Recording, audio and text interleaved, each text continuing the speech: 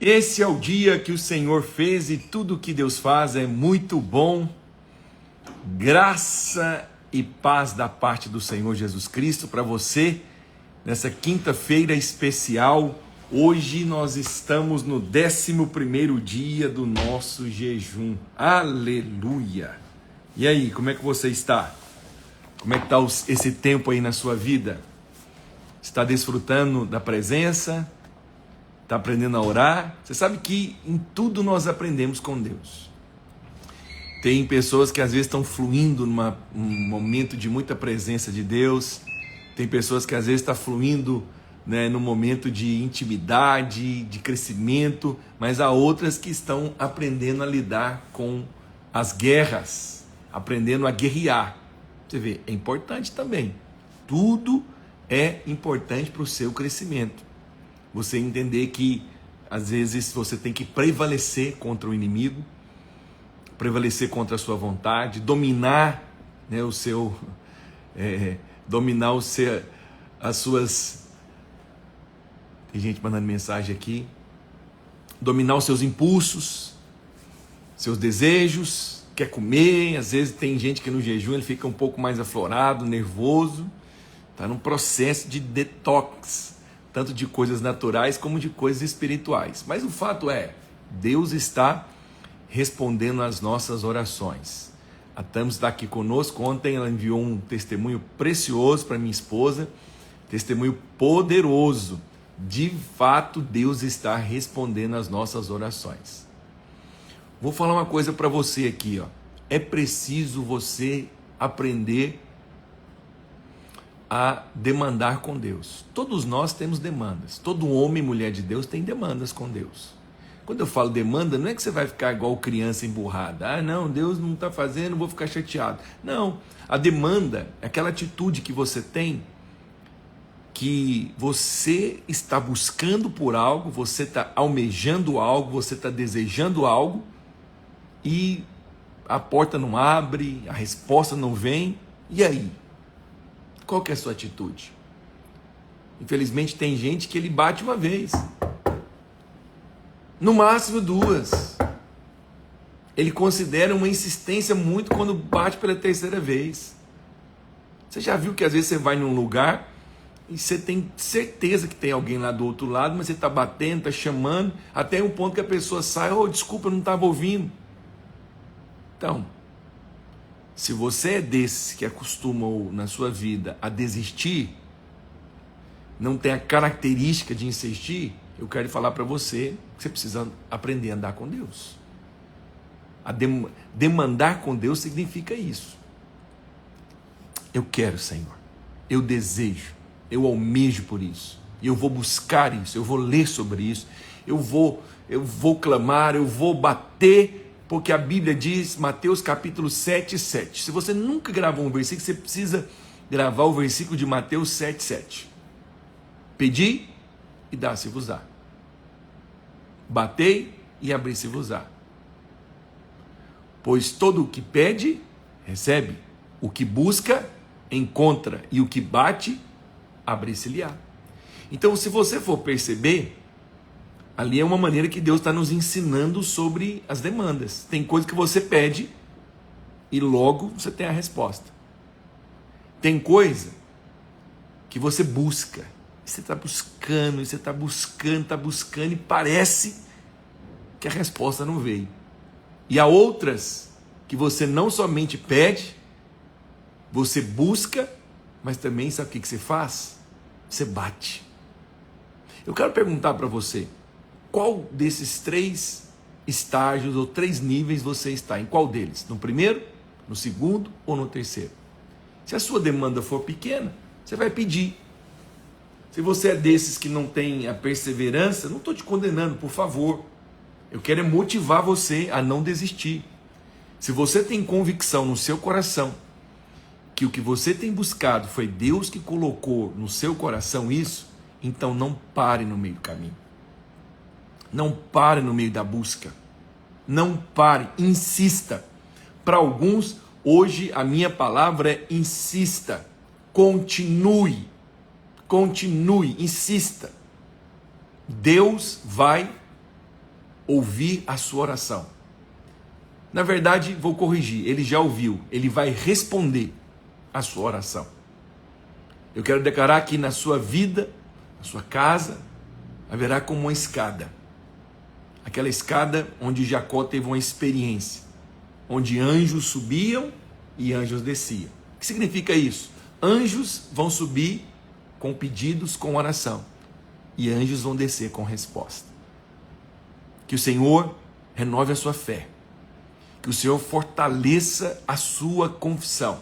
Não pare, não esmoreça. Pastor, mas não é fácil. É verdade. Talvez você está naquele dia que não está fácil, e alguém está aqui com a câmera ligada, encorajando você. Olha aqui, a Marcela testemunhando. Pastor, ontem foi o batismo do meu pai. 20 anos de oração. 20 anos clamando. 20 anos batendo. Pastor, por que algumas coisas demoram tanto? Não sei.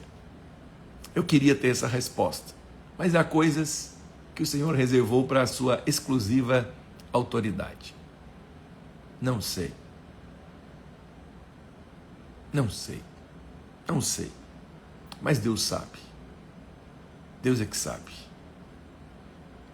Você sabe, na vida se planta alface e jabuticaba. Alface com 30 dias você colhe. No máximo 45, 60. Jabuticaba às vezes demora 15, 20 anos para você comer. Depois ela não para mais. Então é assim também. Há coisas que nós temos a semelhança do alface. É rápido. 30 dias você colhe. Mas há outras que demoram mais. O porquê disso? Não sei. Mas hoje eu quero encorajar você. Não pare no meio do caminho. Não pare. Você está mais próximo do que você imagina da sua bênção. Pastor, eu já ouvi isso antes. Então, está mais próximo. Está mais próximo. Deixa eu pegar uma garrafa de água aqui que está um pouco fora do meu alcance. Eu já volto. Está mais próximo. Está mais próximo do que você imagina. Por isso eu quero encorajar você a continuar crendo. Eu quero encorajar você a continuar declarando, confessando. Eu serei surpreendido nesses dias. Amém? Amém? Você vai ser surpreendido nesses dias. Eu oro pelo fortalecimento da sua fé. Eu oro pelo fortalecimento da sua confissão. Deixa eu orar por você. Pai, no nome de Jesus, fortaleça a fé dos meus irmãos. Fortaleça a confissão. Tem dias que é mais difícil crer. Tem dias que a nossa mente é assediada, a nossa mente é atacada e parece que estamos preocupados, ansiosos e ficamos cheios de dúvidas. Será que vai dar certo? Será que eu vou ser curado? Será que o milagre vai acontecer? Será que ele vai se converter? Será que eu vou ter a provisão? Será que eu vou experimentar o crescimento? Será que este alvo vai se cumprir? São todas essas perguntas de forma aceleradas na nossa mente. Mas a palavra do Senhor para nós hoje é: aquietai-vos e sabei que eu sou Deus. Aquietai-vos e sabei que eu sou Deus. Eu sou exaltado entre vós. Hoje o Senhor nos manda aquietar, porque Ele é Deus. Ele é Deus que abre e que fecha. E Ele é o Deus que responde às nossas orações. Ele é Deus que acalma a tempestade e que fala para o mar emudecer. Porque muitas vezes a tempestade ela é grande, mas as vozes são também intensas e são altas. Depois de mandar que o vento cessasse, Ele mandou que emudecesse. E eu agora, na autoridade, tal qual Cristo é, eu sou. Eu uso a autoridade e mando agora, em nome de Jesus, cessar todo vento, todo vento de preocupação, de ansiedade, de angústia. Cesse agora em nome de Jesus. Mas também eu uso a autoridade do nome de Jesus para fazer silenciar todas as vozes. Vozes de culpa, de condenação, de preocupação, de ansiedade. silencie agora, em nome de Jesus. Amém. Aleluia. Glória a Deus. Vamos continuar. Vamos continuar, porque hoje eu quero compartilhar com você sobre a equipe de uma célula. Dentro da nossa estrutura existem algumas pessoas fundamentais. Elas desempenham um trabalho, elas desempenham funções básicas e imprescindíveis. E o primeiro delas é o líder de célula. O líder de célula é a pessoa mais importante da nossa estrutura. O líder de célula é alguém que se converteu, foi ao encontro, batizou-se, fez o cursão e fez o CTL ou está fazendo o CTL. Ele é alguém que não precisa ser uma pessoa de um nível cultural alto, ele não precisa ser um doutor na palavra. Quais são as características? Quais são os princípios que nós observamos? Vale lembrar que ele também lidera, né, de acordo com a sua faixa etária. Entendemos que é bom também quando o líder lidera no seu bairro, na sua região, porque a geografia pesa. E quando ele está próximo ali, ele sabe a realidade das pessoas. Quando ele vai fazer um evento, quando ele vai fazer algo, é importante lembrar, é importante colocar esses pontos aqui. Esse líder de célula é a figura chave dentro da nossa estrutura. Quais são as características que nós observamos no líder de célula? Primeiro, ele tem que ser cheio do Espírito Santo. Ele tem que ser cheio da vida de Deus. Segundo, ele precisa ser alguém submisso. Por quê? Porque sendo alguém submisso, ele vai aceitar alguém falar com ele, ele vai aceitar alguém falar na vida dele. Nós não temos líderes no nosso meio que não tem alguém sobre ele. Porque para ele liderar, alguém está falando na vida dele. Que é o que acontece comigo. Eu lidero uma equipe de pastores e lidero também líderes. Mas também alguém fala na minha vida. Eu não faço o que eu quero de qualquer jeito, de qualquer maneira. Claro, eu tenho uma maturidade e um nível de confiança do meu líder comigo. Mas ele é alguém que me supervisiona.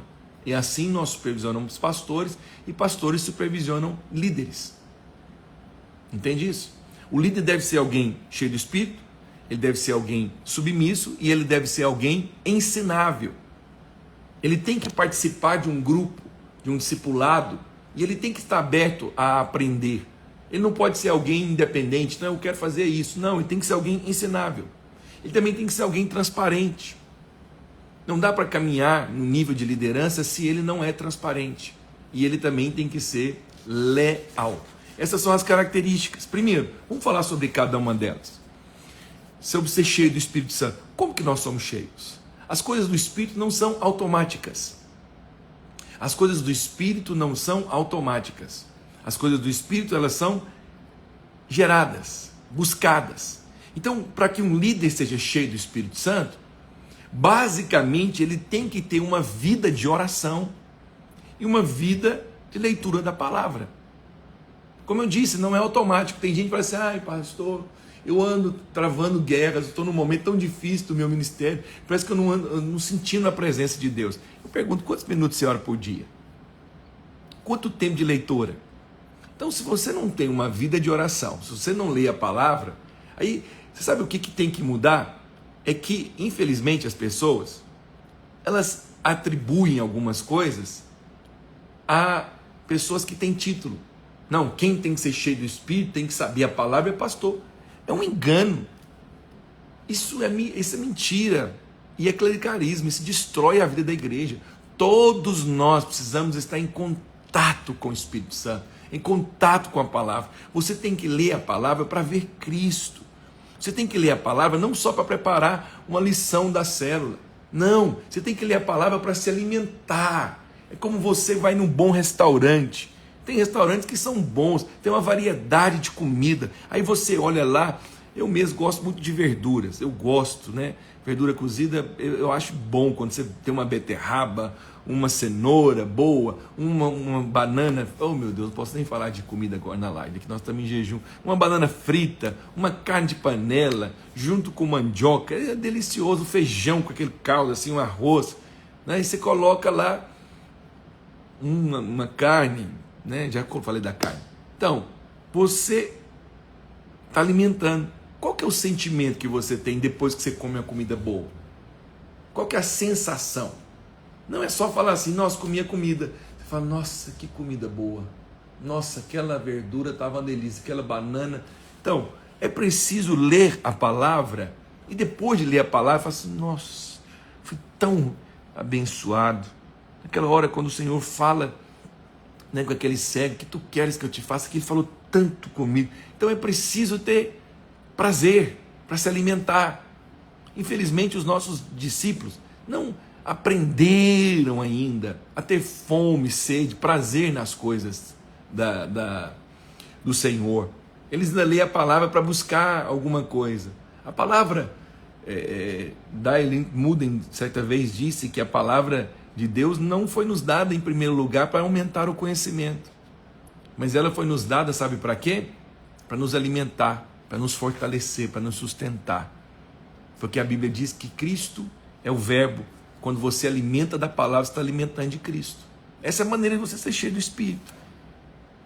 Reservar um tempo para você orar. Tem gente que fala, pastor, eu faço meu devocional no carro. Olha, querido, eu não vou proibir você de fazer coisa alguma. Mas devocional precisa ser uma coisa íntima, uma coisa, sabe, separada, fechada. Se você está no trânsito, você coloca um louvor ali. Não tem como você fluir no Espírito, porque você tem que estar dirigindo, olhando ali, tal. Você tem que estar dirigindo. Aí alguém corta você. Alguém entra na sua frente. Ou alguém briga com você no trânsito. Perde a paz. Então, você quer cantar no trânsito? Pode cantar. Mas você precisa ter um tempo para você se encher. Eu sempre gosto de falar do enchimento do Espírito Santo, a semelhança do abastecimento do carro. O carro, o motor está funcionando, ele é uma máquina, mas para ele andar, ele precisa de combustível. E quando você para no posto, não é o frentista que determina quanto que vai colocar, é você. Você que coloca ou 20, ou 50, ou 100, ou enche o tanque. A quantidade que você abastece fala da sua autonomia. Quando você abastece o carro, no computador no computador de bordo do seu carro, vai acusar autonomia, 400 quilômetros, dependendo do combustível. Se colocar álcool queima mais rápido. Então a autonomia é menor. Se você coloca uma gasolina, uma V-Power, uma gasolina aditivada, o seu alcance será maior. Então você quer ter uma liderança expressiva, você quer ter uma liderança, você quer ter um casamento, uma vida em paz, você tem que ser cheio do Espírito. Tem gente que fala, ô pastor, ora por mim. Não funciona só isso. Eu posso orar por você da live, mas se você não for cheio do Espírito Santo, é como um combustível que colocou R$10, você vai na autonomia, mas logo depois tem gente que tem essa mentalidade, né? Fica colocando 10 em 10. Coloca R$10 para mim. Eu sempre penso, você tem a opção de ficar parado? Não. Por que já não enche logo?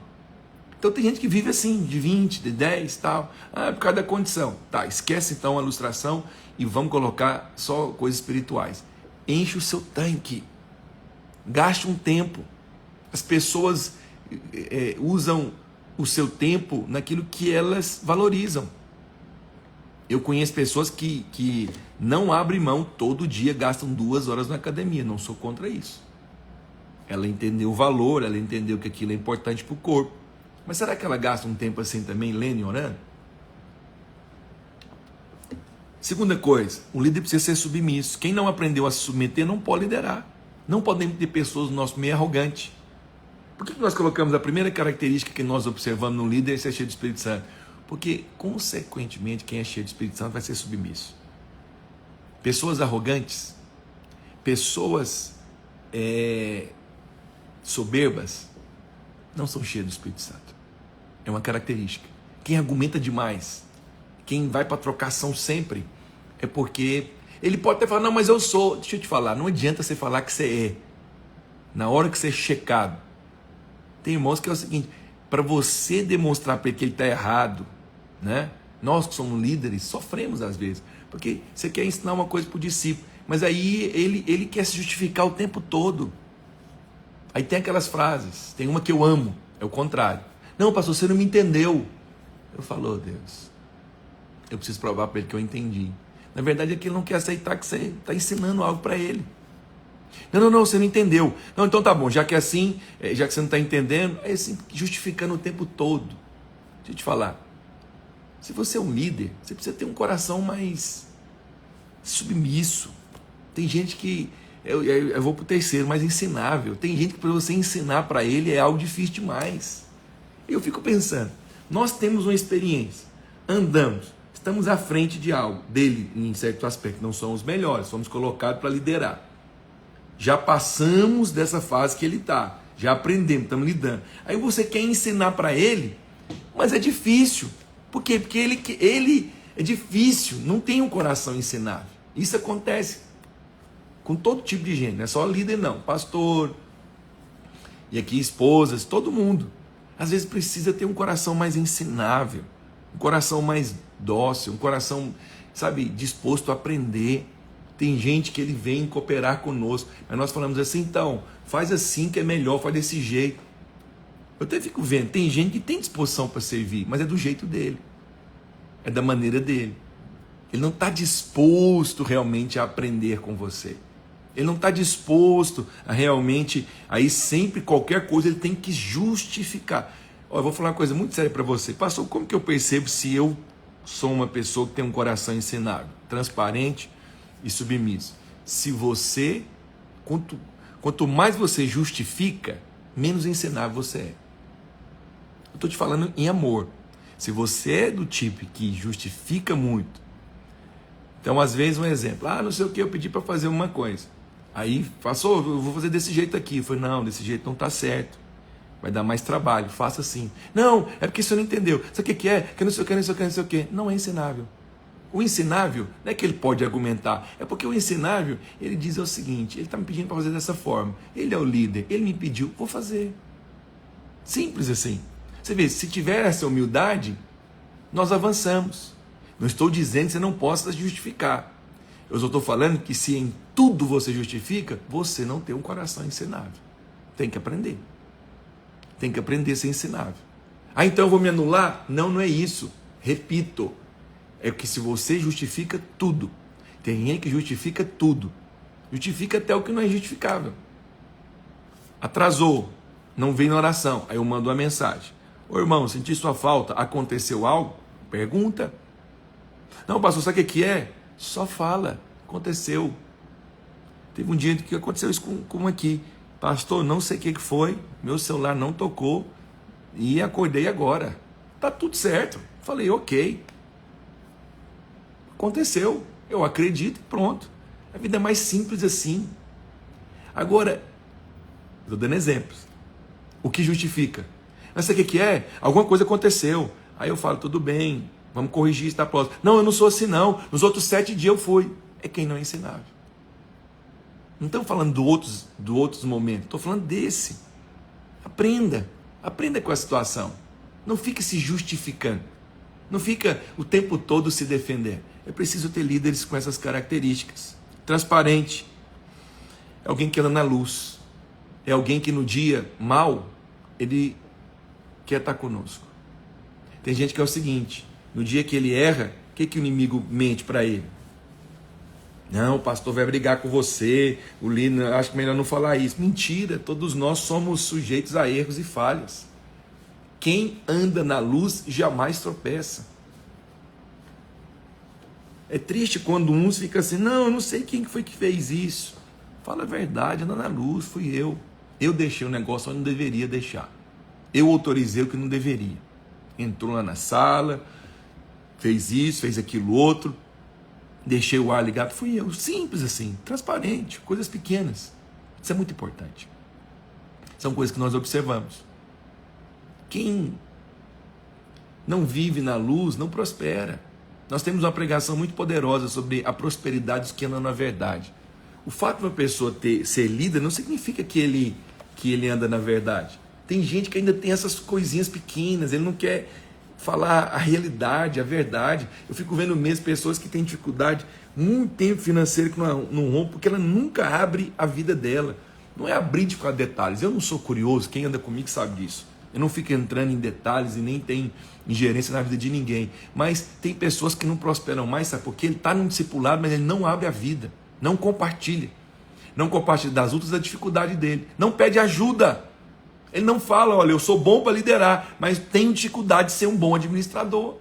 Tenho dificuldade nessa área, me ajuda. O dia que ele fizer isso, que ele clamar, me ajuda, o favor vem sobre ele. Mas ele não faz. Outra coisa, leal. Quem que é o leal? É aquele que, no dia que ele discorda, ele tem coragem de falar que ele discorda. O leal é aquele, um procurou e falou, não sei o quê, eu não concordei com o que o pastor falou. Ok, eu acho que ele pode ter equivocado, mas vamos falar para ele? Isso é o irmão leal. Quem é leal está preocupado com o crescimento, com o avanço da obra. Quem é leal fala para a pessoa, não da pessoa. Isso é lealdade. Segunda pessoa importante na nossa estrutura, anfitrião. Ele é aquele que recebe os irmãos na casa dele. De qualquer jeito? Não. É aquele que tem amor pelo que ele faz. Nós orientamos que a célula deve ser na casa onde os dois irmãos, o cônjuge, seja membro da igreja. Mas se tiver somente um, não tem problema. E há casos de exceção que nós temos pessoas que ainda não se converteram, não é da igreja, mas tem uma célula na casa dele. Mas isso é um caso de muita exceção. A gente tem que ouvir isso no presbitério. Não é algo que nós temos como prática. Vou falar daquilo que é prática. A nossa prática é que o irmão é da igreja. Sabe por quê? Um anfitrião é 50% da célula. 50% é o líder, 50% é o anfitrião. O líder pode ser bom, mas se a casa não for uma casa aconchegante, não estou falando de beleza não, estou falando de ambiente espiritual, onde as pessoas são bem recebidas, com um sorriso, onde elas sentem à vontade, essa célula não vai crescer, essa célula não vai avançar. Mas se tiver um anfitrião que entende o papel dele, que durante a semana, no dia da célula, ele acorda, ele ora pela casa, assim como ele preocupa com a limpeza, né, do lugar, da sala, do banheiro, se os irmãos forem usar, ele preocupa com o ambiente espiritual. Ele é a pessoa, o líder ora pela célula, ora pela palavra e o anfitrião ora pelo ambiente. Ele é o responsável por colocar aquele aroma, né, do Espírito ali naquela casa, orando, liberando palavras de vida. Isso é muito importante.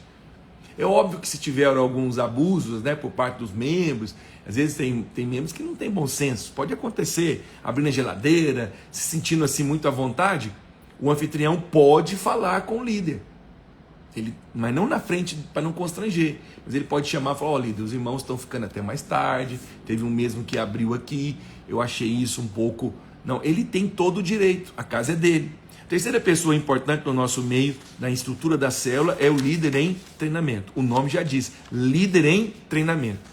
Nós não temos seminário, nós não temos no nosso meio ministério de líder auxiliar.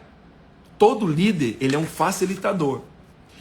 Todas as características que nós observamos no líder, nós observamos também no líder em treinamento, que ele vai ser o próximo. Uma célula que não tem líder em treinamento, ela não vai multiplicar. Por quê? Porque ela pode ter membros. Mas como é que ela vai multiplicar se ela não tem um líder de treinamento? O líder de treinamento é fundamental em todas as células. Se você é líder de célula e não tem um líder de treinamento, você tem que procurar o seu pastor essa semana. Urgente, procure, porque nós precisamos ajudar você a estabelecer o líder de treinamento da sua célula. E a quarta pessoa importante dentro da nossa estrutura, no nosso meio nós não temos aqui hoje um discipulador. Quem faz esse papel hoje são os pastores de rede, né? E, por último, os pastores de rede. É uma estrutura da nossa igreja, estou passando e mostrando para você a relevância, a importância na célula, do trabalho que nós fazemos.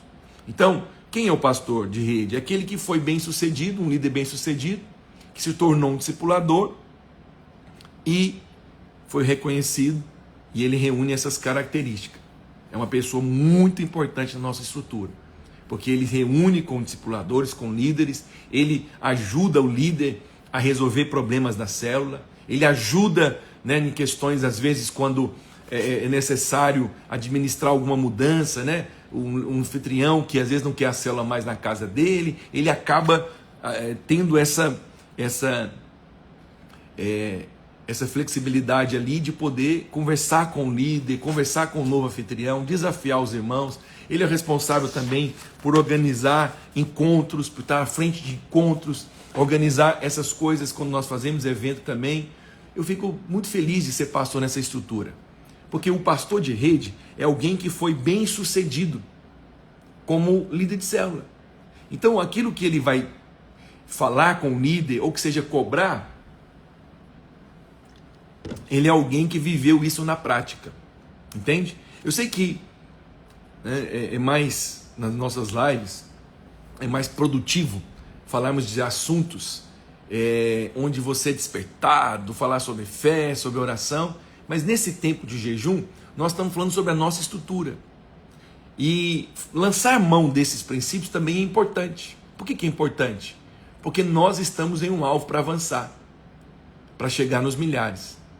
E nós vamos alcançar. E quando nós chegarmos nos milhares, é preciso entender que Deus está nos treinando para termos uma estrutura forte, uma estrutura que vai receber bem esses novos filhos, para que essa igreja continue crescendo. Porque infelizmente em alguns lugares, eles até experimentam crescimento, mas sempre vão e depois voltam. Sempre tem problemas, às vezes na estrutura, divisão, gente que sai, a quantidade que entra é a quantidade que às vezes sai. Por quê? Porque tem falhas na estrutura. Eu vou falar uma coisa muito séria para você. Domingo eu vou ministrar uma palavra muito poderosa. Hoje de manhã, preparei ela, já até enviei essa palavra para ministrar no domingo. E um trecho dessa pregação, eu vou falar sobre isso. A igreja ela já recebeu uma ordenança para ser uma bênção. Se tem algo que não tem acontecido, é isso que nós devemos prestar atenção. Por que não está crescendo? O que está impedindo? O que eu preciso ver? Qual que é o entulho que eu preciso remover? Qual que é o problema, às vezes, no líder, no pastor, que ele precisa mudar, precisa avaliar, porque a bênção já foi liberada sobre a igreja. A bênção já foi liberada sobre nós. E nós estamos debaixo de um decreto de crescimento e frutificação. Que Deus te abençoe. Espero que você tenha sido abençoado hoje, entendendo um pouco da nossa estrutura. Se você está nessa live, é porque você faz parte. Ou você é anfitrião, ou você é líder de treinamento, ou você é líder. Você já sabe o que se espera de você. Suas responsabilidades. É responsabilidade de um líder também participar das reuniões da igreja. Ser um dizimista. Auxiliar nos apelos. Como que um líder ele está no nosso meio e ele não contribui? É incoerente. Nós confiamos a ele as vidas e ele não confia 10% do seu recurso.